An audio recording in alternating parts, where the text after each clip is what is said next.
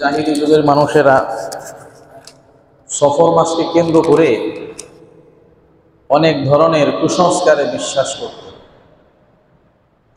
এজন্য দেখা যায় নবীজি যেখানে মহামারী সম্পর্কে আলোচনা করছেন, এই ধরনের অন্য হাদিসগুলোতে এই সফর মাস সম্পর্কেও কিছু কথাবার্তা আছে। হাদিসের শব্দটা হচ্ছে মৌতান, মাউতুন থেকে। ব্যাপক পরিমাণে মৃত্যু যখন ছড়িয়ে পড়ে তখন ওয়ান্তা ফিহিম, তুমি যদি সেখানে থাকো তবে ফাসবুত, সেখানে জমে থাকবা, অন্য কোথাও যাবে না। অন্য হাদিসের পরিভাষা বা আরবিতে এই মুতানের আরেকটা শব্দ আছে, সেটা হচ্ছে তাউন, মহামারী। এই মহামারী শব্দটা কিভাবে চিহ্নিত করা হয়েছে আমরা জানি। প্রতিটা শব্দেরই কিছু শাব্দিক এবং আবিধানিক পারিভাষিক অর্থ থাকে। তো এখানে বলা হয়েছে মারাদুন আমুন কাতিলুন, ব্যাপক প্রাণঘাতী একটি রোগ। ওয়ায়ুকসারু ফীহিল মাউত, যেখানে প্রচুর পরিমাণে মানুষের মৃত্যু ঘটায় হয়। ওয়াফশু বাইনান নাস, এবং মানুষের মাঝে এটা ব্যাপকভাবে ছড়িয়ে পড়ে, এটাকে বলে তাউন বা মহামারী। এটার আরো শব্দ আছে হাদিসের ভাষায়, এটাকে ওয়াবা বলা হয়, ওয়াবা। আবার কোথাও কোথাও কোনো হাদিস এটাকে ওয়াজা বলে বলছেন নবীজি। তো যাই হোক, তাউন বা ওয়াজা, ওয়াবা, এইগুলো সামগ্রিকভাবে অর্থ হলো এমন রোগ যেটা মানুষের মাঝে ব্যাপকভাবে ছড়ায়া যায় এবং একসাথে অনেক মানুষ মারা যায়, এটাকে বলে তাউন, মহামারী। এখন আমরা হাদিসের আলোকে এই সংক্রান্ত বিষয়গুলো একটু ডিটেলসে জানার চেষ্টা করব। বুখারী এবং মুসলিমের হাদিসে আবু হুরায়রা রাদিয়াল্লাহু তাআলা আনহু থেকে বর্ণিত, قال رسول الله صلى الله عليه وسلم لا عدوى ولا طيرة ولا هامة ولا صفراء وفر من المجذوم كما تفر من الأسد। আবু হুরায়রা রাদিয়াল্লাহু তাআলা আনহু থেকে বর্ণিত, তিনি বলেন নবীজি সাল্লাল্লাহু আলাইহি ওয়াসাল্লাম ইরশাদ করেছেন, লা আদওয়া, রোগের কোনো সংক্রমণ নেই, ওয়ালা তিয়ামাতা, কুলক্ষণ বলে কিছু নেই, ওয়ালা হামাতা, পেঁচা অশুভের কোনো লক্ষণ নয়, ওয়ালা সফরা, সফর মাসের কোনো অশুভতা নেই, ওয়াফিরু মিনাল মাজযুমি কামা তাফিরু মিনাল আসাদি, কুষ্ঠ রোগী থেকে এমন ভাবে দূরে থাকো যেমন এইভাবে তুমি সিংহ থেকে দূরে থাকো। নবীজি সাল্লাল্লাহু আলাইহি সাল্লাম বলতেছেন লা আদওয়া। এখন এটা যদি অনুবাদ করা যায়, প্রচলিত অনুবাদ হলো রোগের কোনো সংক্রমণ নাই, কিন্তু মুহাদ্দিসিনে কেরাম এটা সুন্দর অনুবাদ বলেন যে এইভাবে না, মানুষের বুঝতে অসুবিধা হবে। অন্যান্য হাদিসের পর্যালোচনায় অনুবাদটা এভাবে হওয়া দরকার, রোগের নিজস্ব কোনো সংক্রমণ শক্তি নাই, তবে আল্লাহর অনুমতি ক্রমে সংক্রমিত হতে পারে। তাহলে অনেকে অনুবাদ করেন, অনেক আলেমরাই অনুবাদ করেন যে রোগের কোনো সংক্রমণ বলতে কিছু নাই। তাহলে এটার কি হবে? এটার ব্যাখ্যাটা হাদিসের শেষাংশেই দেওয়া আছে, এই হাদিসেরই শেষাংশে দেওয়া আছে। আমরা হাদিসটা পড়ে নিই, তারপরে জানি শেষাংশে কি আছে। ওয়ালা তিয়ারাতা, কুলক্ষণ বলে কিছু নেই। কুলক্ষণ, সকালবেলা ঘর থেকে বের হয়েছে, হয়তোবা কোনো বাধা প্রাপ্ত হয়েছে, আঘাত লাগছে কোথাও, অথবা এলাকার কোনো দুষ্ট লোক সামনে চলে আসছে। বিধর্মীদের কালচারে দেখা যায় যে আজকে আমার কুলক্ষণ শুরু হয়ে গেছে, কাকে দেখে দিন শুরু করেছি, অথবা আমি বের হইতে চাইছি, কাক ডাকছে, এটা কুলক্ষণ, সুতরাং এই সফর আর করা যাবে না, বের হওয়া যাবে না। এই ধরনের যে কুলক্ষণগুলো বিশ্বাস করে মানুষ, এগুলোর কোনো অস্তিত্ব নাই। ওয়ালা হামাতা, পেঁচা অশুভর লক্ষণ, পেঁচা অশুভর লক্ষণ, এটা মনে করে কত পেঁচা ছোটকালে দেখছি মানুষ মারছে। আল্লাহ, এই পেঁচাকে অশুভর লক্ষণ মনে করা হয়। পেঁচা ডাকলে এটাকে অনেক কিছু, মানুষ মারা যায়, এরকম একটা কথা আছে যে রাত্রে পেঁচা যদি ডাকে তাহলে ওই এলাকায় মানুষ মারা যায়। এই ধরনের অনেক কথা আছে, মুরব্বীরা আরো জানবেন আরো কি কি আছে। ওয়ালা সাফারা, সফর মাসের কোনো অশুভতা নেই। সফর মাস আসলে, এই যে সফর মাস আজকে চলতেছে, সফর মাস আসলে আরবরা বলতো এই সফর মাস কুলক্ষণের মাস, অলক্ষী। এই মাসে কোথাও যাওয়া যাবে না, কোথাও ব্যবসায়িক সফর করা যাবে না, ব্যবসায়িক লেনদেন করা যাবে না, বিভিন্ন ধরনের কথা তারা বলতো। বিবাহ শাদী করা যাবে না, এগুলো তারা বলতো। কখনো কখনো যখন দেখতো যে না তাদের এই মাসে ব্যবসা করা ছাড়া কোনো উপায় নাই, তখন তারা বলতো যে তাহলে সফর মাসটা এই মাস থেকে ক্যান্সেল করে দিয়ে আগামী চাঁদে দিয়া দাও, এই মাসে সফর মাস নাই। অর্থাৎ নামটাকে উইথড্র করে দিয়ে, মানে নামটা এই মাসে কেউ সফর মাস ব্যবহার করবে না, শব্দটা ব্যবহার করবে না সফর। আগামী চাঁদে যখন আগামী মাস শুরু হবে তখন ওই মাসকে সবাই সফর করবে। তারা মাস ঘুরাইয়া দেয়, শুভ লক্ষণের জন্য মাসকে ঘুরাইয়া দেয়। হাস্যকর ব্যাপার, হাদিসে এই জিনিসটা যখন পড়ি হাসি আসে, আজীব ব্যাপার। মাস ঘুরাই দিছে, মানে জানুয়ারি মাসে ফেব্রুয়ারিতে নিয়ে দিছে, যেভাবে মন চাইছে সেভাবে দিছে। মানুষ কতটা মূর্খ ছিল, কতটা অজ্ঞ ছিল, জাহেল ছিল, এই জন্য বলছে জাহিলিয়াতের যুগ। তারপরে নবীজি যেই কথাটা বলছেন এর দ্বারা বোঝা যায় সংক্রমণ আছে না নাই।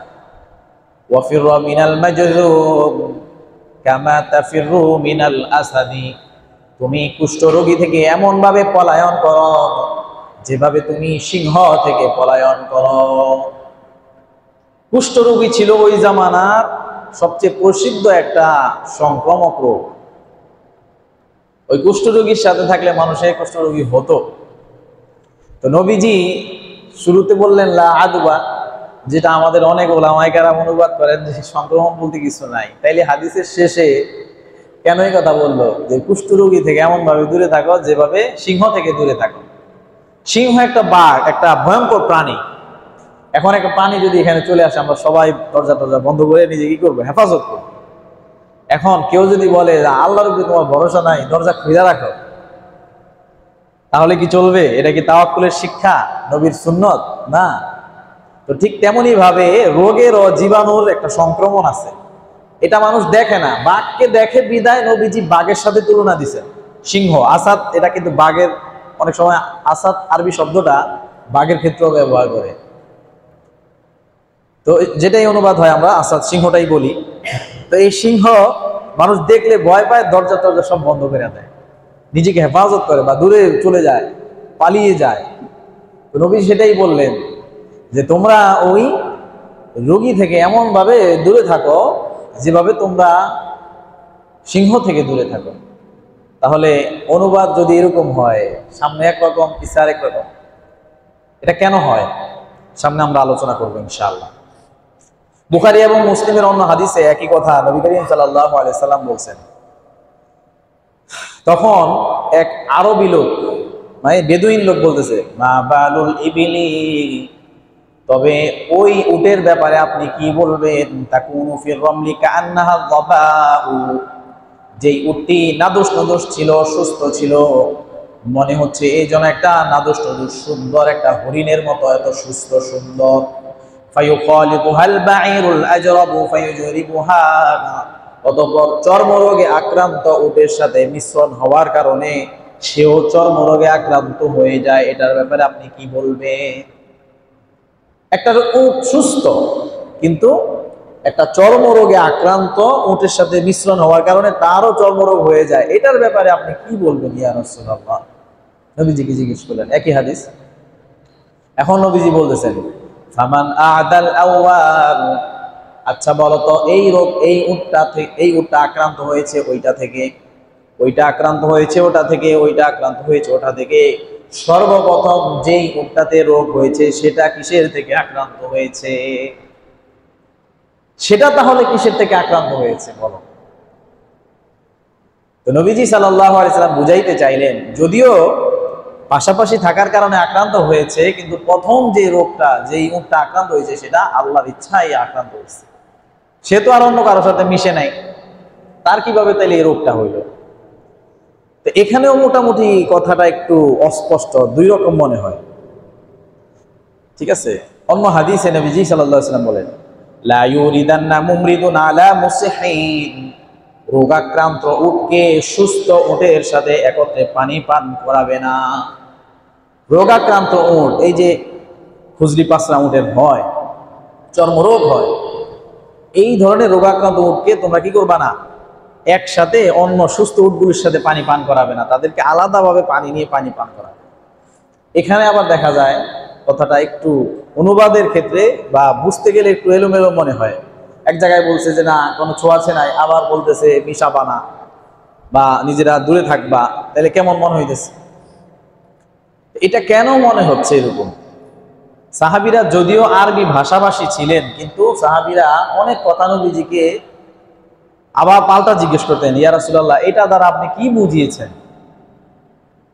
কারণ আসমানি ভাষা, ওহীর ভাষা বোঝার জন্য সাহাবীদের শুধু আরবি জ্ঞান থাকলে, এবং বর্তমান জামানায়ও শুধু আরবি ভাষা জানলেই সে কোরআনের ভাষা বুঝবে না, পুরোপুরি বুঝবে না। যেমন নামাজ শব্দের অনেক অর্থ থাকে, নামাজ অর্থ দোয়া, নামাজ অর্থ দুরূদ।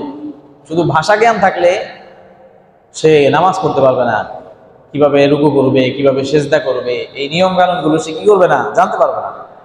তাকে প্র্যাকটিক্যালি শিখাইয়া দিতে হবে, আরো ভেঙে ভেঙে বিশ্লেষণ করে জানায় দিতে হবে। ঠিক তেমনই ভাবে সাহাবায়ে রাদিয়াল্লাহু আনহুগণ এটা বুঝতেন, জানতেন, এই জন্য ভেঙে ভেঙে নবীজিকে জিজ্ঞেস করতেন, ইয়া রাসূলুল্লাহ এটা দিয়ে আপনি কি বুঝাইছেন? এখন আমি একটা মূলনীতি আপনাদেরকে জানায় দিই যে কোরআন এবং হাদিসে দুই রকম বক্তব্য কেন মনে হয়। এক নম্বর কারণ, একটা হলো নাসেখ এবং মানসুখ, অর্থাৎ ইসলামের শুরুতে একরকম হুকুম ছিল, ইসলামের শেষের দিকে আরেক রকম হুকুম আসছে। কারণ ইসলাম তখন মাত্র দুনিয়াতে নতুন আসছে, নতুন দুনিয়াতে আগমন করছে। এখন হঠাৎ করেই কোন একটা বিধান যদি কার্যকর করা হয়, তখন তারা এই বিষয়টা বুঝবেও না, এটা পালনও করতে পারবে না। এই জন্য আল্লাহ তাআলা ধীরে ধীরে নাজিল করছেন। এমনও ছিল এক সময় নামাজ পাওয়া যায় হাদিসে কারিমায়, নামাজ হাত ছেড়ে নামাজ পড়ছে। আমরা যে আল্লাহ আকবার বলে হাত বাঁধি না, হাত বাঁধো না এমনি। পরবর্তীতে আস্তে আস্তে একটা একটা করে নামাজের নিয়ম কানুন যুক্ত হতে হতে এই যে আজকে আমরা কমপ্লিট যে নামাজ পড়ি, এই নামাজের পূর্ণাঙ্গ প্রক্রিয়ায় আসছে। আবার এই যে মদের যখন আমরা আলোচনা করলাম, মদ হারামটাও কি পর্যায়ক্রমে আস্তে আস্তে হারাম হয়েছে। এখন কেউ যদি বলে ফিহি মা ইসমুন কাবীর ওয়া মানাফিউ লিন-নাস, মদের ব্যাপারে কোরআনে আল্লাহ তাআলা বলছে যে সেখানে অনেক বড় ক্ষতি আছে মদের ভিতরে, মাদকের ভিতরে অনেক ক্ষতি, কিন্তু আবার মানুষের জন্য উপকারও আছে। কোরআনে তো উপকারের কথা বলছে, আল্লাহ তাআলা তো হারাম করে নাই। যেভাবে সাহাবা রাদিয়াল্লাহু আনহুদের মাঝে তখন কেউ বলছিল হারাম করে না, এটা বলে যদি কেউ মদ পান করে তাহলে কি এটা তার জন্য জায়েজ হবে? তার জন্য এটা জায়েজ হবে না। ঠিক তেমনই ভাবে বুঝতে হবে যে কোনো হুকুম আল্লাহ তাআলা আরেকটা হুকুম দিয়ে বদল করে দেন, পরিবর্তন করে দেন। এই কারণে দেখা যায় কখনো কখনো মনে হয় যে কোরআন এবং হাদিসে মনে হইতেছে দুই রকম বক্তব্য দিতেছে, এরকম মনে হয়। দুই নম্বর বিষয় হইল, কোরআন এবং হাদিসের বক্তব্য দুই রকম মনে হওয়ার দুই নম্বর কারণ হইল যে কিছু অংশ থাকে আকীদার জন্য, মানে বিশ্বাস লালন করার জন্য, আর কিছু অংশ থাকে আমল করার জন্য। যেমন হাদিসে নবী করিম সাল্লাল্লাহু আলাইহি ওয়াসাল্লাম শুরুতে বলছেন লা আদওয়া ওয়ালা সাফারা ওয়ালা তিয়ারা ওয়ালা হামা, এইভাবে বলছেন যে সংক্রমণ বলতে কিছু নেই, সফর মাসের কোনো কুলক্ষণ নেই, পেঁচার মধ্যে কোনো ধরনের কুলক্ষণ নাই। এই যে এগুলো বলছেন নবীজি, এগুলো বলে শেষে আবার বলছেন তুমি এমন ভাবে কুষ্ঠ রোগের সংক্রমণ থেকে বেঁচে থাকো যেভাবে তুমি সিংহ থেকে বেঁচে থাকো। তাহলে হাদিসের শুরুর অংশ এরকম, শেষের অংশ এরকম কেন? এটার কারণ হলো শুরুর অংশ হচ্ছে তুমি বিশ্বাস ঠিক করো, বিশ্বাস রাখতে হবে আল্লাহ তাআলার অনুমতিতে রোগের সংক্রমণ হয়, আল্লাহ তাআলার অনুমতিতে মানুষের উপর বিপদ আপদ আসে। এটা কোনো কুলক্ষণের কারণে না, পেঁচার কারণে না, সফর মাসের কারণে না। আল্লাহ তাআলা চায় মানুষকে মাঝে মাঝে বিপদে ফেলায়া পরীক্ষা করে, এইটা তুমি বিশ্বাস করো। আর কর্মক্ষেত্রে তুমি সতর্কতার জন্য বিপদ আপদ থেকে বেঁচে থাকো। যেমন কুষ্ঠরোগীর উদাহরণ দিল, সিংহ থেকে তুমি বেঁচে থাকবা যেভাবে, সেভাবে কুষ্ঠরোগী থেকে বেঁচে থাকবা। তাহলে বোঝা গেল হাদিসের কোন কোন নির্দেশ আকীদার জন্য, অন্তরের বিশ্বাস ঠিক রাখার জন্য, আর কোন কোন অংশ আমল করার জন্য, কাজ করার জন্য, যে করবোটা কি। এখন এই আকীদার বিষয়টা এত গুরুত্বপূর্ণ কেন? কারণ ওই জাহিলি যুগে, আজ থেকে 1400 বছর আগে, মানুষের ভিতরে অনেক ধরনের জাহিলি বিশ্বাস ছিল, কুসংস্কার ছিল, রসম রেওয়াজ ছিল। এখন 1400 বছর কথা আগে বাদ দেন, এই জামানায়, এই যে কিছুদিন আগেও 100 বছরের মতো আগে মানুষ বিশ্বাস করত এই যে কলেরা যে হইতো, কলেরা, মুরব্বীরা কলেরা পাইছেন না? কলেরা হইতো, এই কলেরার যে রোগটা, এটা হয় একজন দেবীর কারণে। দেবীর নাম ওলা বিবি। কি নাম? ওলা বিবি। আপনারা যদি মুরব্বীরা বই খাতাপত্র পড়া থাকেন আগের জামানার, তাইলে জানবেন। তো তাহলে বিশ্বাস করতো যে ওলা বিবির কারণে এলাকায় মহামারী হয়। এই বিশ্বাসটা তাদের ভিতরে, এই বাংলাদেশের মানুষের ভিতরে ছিল। এই 100 বছর হয় নাই, কলেরা তো 50 বছর আগে, 60 বছর আগে মুক্তিযুদ্ধের সময়ও ছিল না? তখনও মানুষ এটা বিশ্বাস করত যে এই কলেরা হয় ওলা বিবির কারণে। বিশেষ করে হিন্দুদের মাঝে এই রসম ছিল। আর এই যে গুটি বসন্ত যখন হইতো, এটাও তো এক ধরনের মহামারী। এটা করতো কে? শীতলা। তাদের একজন দেবী বানাইছে তারা। এই শীতলার কারণে গুটি বসন্ত হয়, এই বিশ্বাস তারা করত। এই জিনিসগুলো আপনারা কোথায় পাবেন?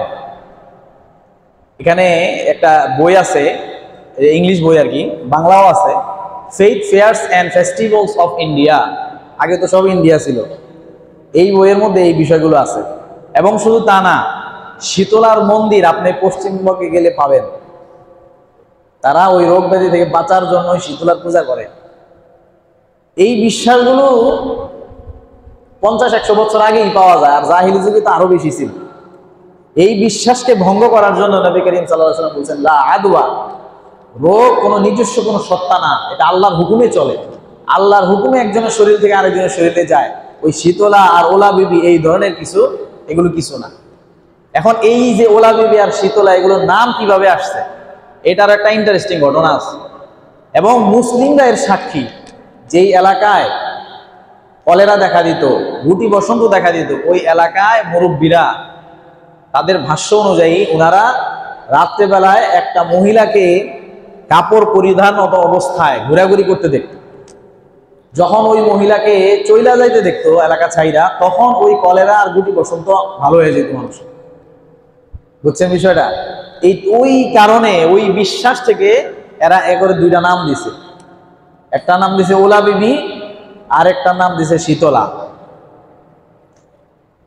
তো এই জিনিসগুলো আপনি অন্য বইতেও পাবেন। বাংলাদেশি একজন লেখক আছে, ওনার নাম জহির রায়হান। শুনেন, মুরব্বীরা তো এগুলি জানেন। জহির রায়হান নামে একজন লেখক আছে, ওনার লোকজ বিশ্বাস একটা বই আছে এই ধরনের। এই বইয়ের ভিতরে এই কথাগুলো আছে। এগুলো কোনো বানোয়াট না, এগুলো আগে মানুষ বিশ্বাস করত। আগে কোনো রোগ হইলে, এবং শুধু বিশ্বাস করতো তা না, কলেরা লাগলে পূজা দিত আলাদাভাবে। গুটি বসন্ত লাগলে ওলা বিবির উদ্দেশ্যে যেমন পূজা দিত, শীতলার জন্য পূজা দিত। অনেক সময় বলিও দিত, মুরগি, পাঠা, বকরি, এগুলো বলিও দিত। কারণ তখন এগুলোতে মানুষ আক্রান্ত হইলে মানুষ মারা যাইত। এই বিশ্বাস ভঙ্গের জন্য আজ থেকে 1400 বছর আগে নবীজি বলছে, লা আদওয়া, রোগ নিজস্ব কোনো সত্তা না, তার কোনো ক্ষমতা নাই, আল্লাহর ইচ্ছায় সে চলতে পারে। আল্লাহর ইচ্ছায় মানুষ রোগ আক্রান্ত হয়, মানুষের একজনের শরীর থেকে আরেকজনের মানুষের শরীরে যায়। এখন বলবেন, তাইলে হুজুর এগুলো তো হইছে প্রচলিত কথা, এগুলোর দলিল কি? নবীজি নিজেই দলিল দিয়ে দিতেছে যে এই যে তোমরা মুরব্বীরা যে দেখছে যে কলেরা আক্রান্ত এলাকায়, গুটি বসন্ত আক্রান্ত এলাকায় যে মহিলা রাত্রেবেলায় সাদা কাপড় পরে ঘুরে, তাদের নাম দিছে ওলা বিবি আর শীতলা। তাহলে এরা কারা? এরা হচ্ছে জিন। এরা হচ্ছে জিন। এটা প্রমাণ কি? মুসনাদে আহমদের হাদিসে নবী করিম সাল্লাল্লাহু আলাইহি সাল্লাম বলতেছেন, ফানা উম্মতি বিত্তানি ওয়াত তাউন, আমার অধিকাংশ উম্মতের মৃত্যু হবে আঘাতে এবং মহামারীতে। সাহাবীগণ জিজ্ঞেস করলেন, ইয়া রাসূলুল্লাহ,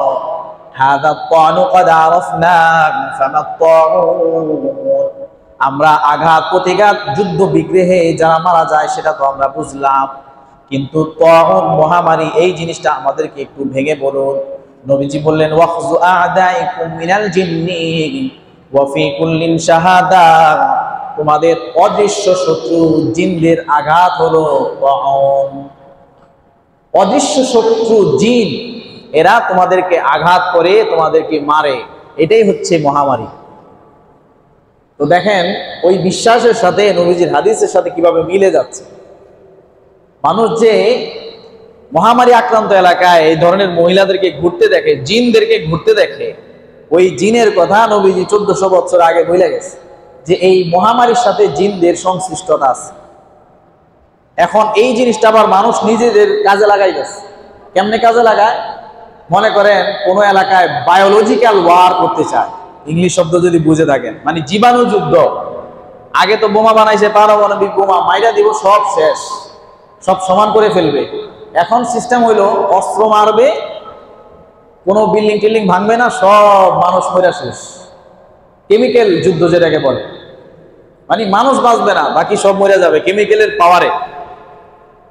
তো এটার সাথে এই জীবাণুর সাথে সংশ্লিষ্টতা আছে। যে করোনার সময় আলোচনা হয়েছে না, এটা একটা জীবাণু যুদ্ধের অস্ত্র থেকে কি হয়েছে, অ্যাক্সিডেন্টলি এটা বাইর হয়ে গেছে, একটা কথা ছড়াইছিল মানুষের মাঝে। এটা বাস্তবে হওয়া সম্ভব, বিজ্ঞান দ্বারাও প্রমাণিত এবং নবীজির এই হাদিস দ্বারাও প্রমাণিত। নবীজি বলছে আমার অধিকাংশ উম্মত যুদ্ধের ক্ষেত্রে সরাসরি প্রকাশ্য যুদ্ধে মারা যাবে, আর অদৃশ্য ওয়াখযু আ'দাইকুম মিনাল জিন্নি, জিনদের অদৃশ্য আঘাতে আমার উম্মত মারা যাবে। আর এটা ভেঙে দিছেন যে জিনরা জিজ্ঞেস করছে কিভাবে আঘাত করবে, বলছে তারা অদৃশ্যভাবে তোমাদেরকে আঘাত করবে। এখন জীবাণু তো আমরা সচক্ষে সরাসরি দেখি না, এটা আমাদেরকে মাইক্রোস্কোপ দিয়ে দেখতে হয়, যন্ত্র দিয়ে দেখতে হয়। অর্থাৎ এই যে জীবাণুর খেলা, এটা জিনরা করে। তারপরে মানুষ নিজেদেরকে হেফাজতের জন্য গবেষণা করে করে টিকা বানাইছে। এখন গুটি বসন্ত হয় না বললেই চলে, মহামারী কলেরা এগুলো হয় না বললেই চলে। সম্প্রতি যে করোনা গেল সেটাও অনেকটা কমে গেছে, কিন্তু এটার বাস্তবতা আছে এবং যুগে যুগে এটা হয়। এই মহামারী নতুন কিছু না, এটা যুগে যুগে শতাব্দীর পর শতাব্দী, সাহাবীদের জমানায় একটা মহামারী হয়েছিল, অনেক সাহাবী মারা গেছে, অনেক। আমওয়াস, ওইটার নাম তাউন আল আমওয়াস, আমওয়াসের মহামারী। ওই মহামারীতে বড় বড় সাহাবীরা মারা গেছে। সময় সংক্ষেপের জন্য সবকিছু বলার মতো সুযোগ নাই, চাইলেও বলতে পারবো না। এই যে রোগ ব্যাধি দেখা দেয়, নবীজির নির্দেশ হলো ফাইদা আসাবান নাসা মুতান ওয়া আনতা ফীহি, যদি কোথাও এরকম তুমি মহামারী দেখো, যে কোনো ফর্মে হইতে পারে। আমওয়াসের মহামারীটা ছিল যদি কেউ আক্রান্ত হতো তার ঘা হইতো শরীরে, ঘা। সাহাবীদের জামানায় ঘা হইয়া উনি ঘায়ে মারা যেত, অনেক কষ্ট পায়া, জ্বর হইতো, ঘা হইতো। অনেক সাহাবী মারা গেছেন, বড় বড় সাহাবী। মুআয ইবনে জাবাল, তারপরে উবাইদা ইবনুল জাররাহ, এই ধরনের অনেক সাহাবী মারা গেছে, অনেক সাহাবী। ওনারা যুদ্ধক্ষেত্রে ছিলেন শামে, তখন আক্রান্ত হয়েছেন, তখন এমন ভাবে অসুস্থ হয়েছেন, যুদ্ধ করবে কিভাবে, সব অসুস্থ। পরিবার, অনেকে পরিবার সহ নিয়ে গেছে যুদ্ধে, পরিবারও মারা গেছে, অনেক সাহাবী মারা গেছে। অন্য এক সময় হলে ওই ঘটনাটা হাদিস থেকে বলবো আমরা ইনশাআল্লাহ। তো ওই সময়ও সাহাবীদের মাঝে এই বিষয়গুলো নিয়ে আলোচনা হয়েছে যে কিভাবে বাঁচা যায়। তো যেহেতু নবীজি বলছেন যে আমার উম্মত এভাবে মারা যাবে, আর এইভাবে যদি মারা যায়, যুদ্ধক্ষেত্রে মারা গেলে যেমন শহীদ, তেমনই ভাবে অদৃশ্য জিনদের অদৃশ্য আঘাত মহামারীতে আক্রান্ত হয়ে যদি মারা যায় তাহলেও শহীদ। অনেক সাহাবী বলছে আমাদের চিন্তার কারণ কি, আমরা হয়তো অসুস্থ হয়ে গেছি, কিন্তু নবীজি তো বলছে যে যুদ্ধে যেমন শহীদ তেমন এরকম মহামারীতে আক্রান্ত হয়ে মারা গেলেও শহীদ, আমাদের কোনো টেনশন নেই। কিন্তু শেষে সম্ভবত আমর ইবনে আস রাদিয়াল্লাহু তাআলা আনহু যখন দেখলেন অনেক সাহাবী মারা যাচ্ছেন, উনি বললেন হে মানুষ, মহামারী হলো আগুনের মতো, আর মানুষ হলো তার জ্বালানি। তুমি যখন কোথাও আগুন জ্বালাও, তখন ওই জ্বালানি একসাথে করে আগুন জ্বালাইলে আগুন জ্বলবে, কিন্তু যদি আলাদা করে দাও তাহলে আগুন নিভে যাবে। তোমরা আলাদা হয়ে যাও, তোমরা গ্রুপ গ্রুপ করে আলাদা হয়ে যাও, এক গ্রুপ চলে যাও এই পাহাড়ে, এক গ্রুপ চলে যাও ওইদিকে, আলাদা আলাদা হয়ে যাও, তোমরা আগামী 2-4 মাস আর বের হইবা না, যে মারা যায় মারা যায়। পরে যখন এইভাবে আলাদা হয়ে গেল, তখন তারা এই মহামারী থেকে যারা আক্রান্ত ছিল ভাইরাসে, তারা তো মারা গেল, আল্লাহ শহীদ করল হিসেবে নিয়ে গেল, আর একবারে মহামারী শেষ হয়ে গেল, আর বাকিরা বেঁচে ফিরে আসে। এটা খুব সুন্দর একটা ঘটনা, অনেক লম্বা ঘটনা, হাদিসেই আছে। এটাও আমি লিখে নিয়ে আসছি, আজকে তো সময় নেই, পরে বলবো ইনশাল্লাহ। এখন নবীজি বলছেন যে সেখান থেকে তোমরা কি করবা না, পলায়ন করবে না। ওনারা পলায়ন করে নাই, ওনারা আলাদা আলাদা হয়ে গেছে। এই পাহাড়ে এক জায়গায় তাবু খাটায়া 10 জন 5 জন 20 জন আলাদা আলাদা হয়ে গেছেন। পরে যারা মারা যাওয়ার মারা গেছে, এক জায়গায় সবাই মারা গেছে, আরেক জায়গায় কেউই মারা যায়নি, এমন হয়েছে। ভাইরাসটা ছড়ায় নাই, তারপর ওনারা বেঁচে গেছে। দেখেন 1400 বছর আগে এই যে কোয়ারেন্টাইনের বিষয়টা গেছে না, করোনার সময়, কিভাবে ওনারা বুঝছেন, হাদিসের আলোকে ওনারা জেনে গেছেন। ফাসবুত। আর নবীজির এই সম্পর্কিত আরো কিছু দিক নির্দেশনা আছে। যদি তুমি কোথাও দেখো তাউনা বিআরদিন, তবে সেখানে ফালা তাদখুলু ফিহা, তবে সেখানে তোমরা ঢুকবে না, মহামারী আক্রান্ত এলাকায় ঢুকবে না, ওই এলাকায় যাবে না। আর যদি সেখানে থাকো ফালা তাফিরু মিনহু, সেখান থেকে পলায়ন কইরাও আসবা না, সেখানে থাকবা। আর যে সেখানে থাকবে ইহতিসাবান সবরান ওয়া ইহতিসাবান, এখন স্বাভাবিকভাবেই কোন এলাকায় মহামারী লাগছে, আমি তো আর পলায়ন করতে পারবো না, সবাই সবের সামনে মারা যাচ্ছে। যদি তুমি ধৈর্যের সাথে আল্লাহ তাআলার কাছে সওয়াবের আশা রাখো, আমি যেটা বলছি যে এইভাবে মারা গেলে শহীদ, এই আশা রেখে তুমি যদি সেখানে আমার হুকুম, আমার হাদিসের বিধান মান্য করো, তবে আল্লাহ তাআলা তোমাকে শহীদ হিসাবে উঠাবেন, শহীদদের কাতারে। শুধু তা না, হাসরের ময়দানে এই ব্যক্তিকে, মহামারীতে আক্রান্ত হয়ে মারা যাওয়া ব্যক্তিকে নিয়ে শহীদরা টানাটানি করবে, শহীদরা আর সাধারণ জান্নাতীরা টানাটানি করবে। তবে আজ আমাদের দলের শহীদরা বলবে এ আমাদের দলের লোক, আর যারা এমনি মারা গেছে বিছনায় খাটিয়ায় বিভিন্ন এলাকায় নর্মালি মারা গেছে, এরা বলবে না উনি তো আমাদের দলের লোক। তখন আল্লাহ তাআলা বলবেন যে যারা মহামারীতে আক্রান্ত হয়ে মারা যায়, এদের জন্য আমার বিধান হলো এরা শহীদ, সুতরাং এরা শহীদের দলে যাবে। সুবহান। তো এখানে চলাচল সীমিতকরণ বা এই বিষয়গুলো, এগুলো যখন মহামারী আসে তখন এই বিষয়গুলো মান্য করে চলা, আসলে এটাই সঠিক। হাদিসের আলোকে যখন এই বিষয়গুলো অধিকতর যাচাই বাছাই করা হয়, তখন দেখা যায় যে এগুলো সঠিক। কেন সঠিক আমি আপনাদেরকে বলি। দেখেন আল্লাহ তাআলা যে পিঁপড়ার কথা বলছেন, সুলাইমান আলাইহিস সালামের একটা পিঁপড়ার ঘটনা আছে না? আচ্ছা, পিঁপড়া ওখানে কি বলছেন? ইয়া আইয়ুহান নামলু দুখুলু মাসাকিনাকুম। পিঁপড়া যখন বিপদ দেখলো তখন বললো, হে পিঁপড়ারা, তোমরা যার যার ঘরে ঢুকে যাও। বড় বিপদ যেটা আসে একত্রিত হয়ে আক্রান্ত হওয়ার জন্য, তখন মানুষের জন্য করণীয় হইলো যার যার ঘরে চলে যাও। আরেকটা উদাহরণ দিই কোরআন থেকে। আইয়ুব আলাইহিস সালাম 18 বছর তিনি সারা শরীরে ঘা পাসরা নিয়েছিলেন, এত কষ্ট উনি করছেন। উনি কোথায় ছিলেন বলতে পারবেন? তাফসীরে আসছে উনি ছিলেন লোকালয়ের বাহিরে একটা নির্দিষ্ট জায়গায়, ওই জায়গায় কেউ যাইতো না, উনি কোয়ারেন্টাইনে ছিলেন। তো সাহাবীদেরও আমল দেখবেন, এবং অন্যান্য আরো অনেক দলিল পাওয়া যায়, অনেক দলিল পাওয়া যায়। অনেকে মনে করে এগুলো তো তাওয়াক্কুল বিরোধী, আল্লাহর উপরে ভরসা নাই। সাহাবীদের জামানায় যখন আমওয়াজ হইল, যেটা আমি মাত্র বলছিলাম একটু আগেই, এই তখন এই কথাটা ওমর রাদিয়াল্লাহু তাআলা আনহুকে এক সাহাবী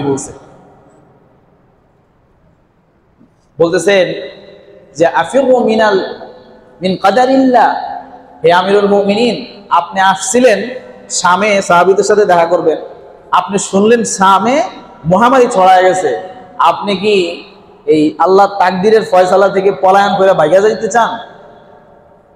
আমাকে জামানায় না, খালি করোনার সময় অনেকে বলছে না এদের ও মুখের ভরসা নাই। আরে ভরসা করে সবাই চলে আসো মসজিদে। ওলামায়ে কেরামের সিদ্ধান্তকে, সম্মিলিত সিদ্ধান্তকে মানতে চায় না অনেকে, এটা আবেগ হইতে পারে, এটা মানুষের, সাহাবীদের ভিতরে হয়েছে। এই যে বলতেছে, হে আমিরুল মুমিনিন, আপনি কি মিন কাদারিল্লাহ, আল্লাহর কদর থেকে, তাকদীর থেকে পলায়ন করতে চান? তখন ওমর রাদিয়াল্লাহু আনহু মনে কষ্ট পাইলেন যে তোমার মতো সাহাবী, তুমি একজন বড় সাহাবী, তুমি এই কথা বলতে পারলা? নাম আফিরু মিন কাদারিল্লাহি ইলা কাদারিল্লাহ, হ্যাঁ আমি আল্লাহ তাআলার এক তাকদীর থেকে আরেক তাকদীরে চলে যাইতেছি। তো বললো যে দেখো তোমার আমি একটা উদাহরণ দিই, মনে করো দুই পাশে দুইটা মাঠ বুঝাই দিতেছে, ভাইয়া বুঝাই দিতেছে, ওমর রাদিয়াল্লাহু আনহু ভাইয়া বুঝাই দিতেছে, এটা বিশুদ্ধ সনদের হাদিস, এটা কোনো বানোয়াট না। তখন রাসূলুল্লাহ সাল্লাল্লাহু আলাইহি ওয়াসাল্লাম ইন্তেকাল হয়ে গেছে, ওমর রাদিয়াল্লাহু আনহু তখন খলিফা। বলছে এখানে একটা মাঠ, এখানে একটা মাঠ, এই মাঠের ভিতরে দেখো সবুজ শ্যামল অনেক ঘাস আছে, আর এই মাঠের ভিতরে মনে করো কোনো ঘাস নাই, সব ময়রা একদম সাফা হয়ে গেছে।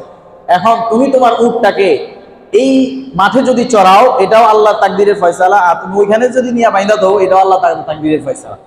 আল্লাহ তাআলার তাকদীর থেকে কেউ কোনোদিন পলায়ন করতে পারবে না, সে যেখানেই যাক।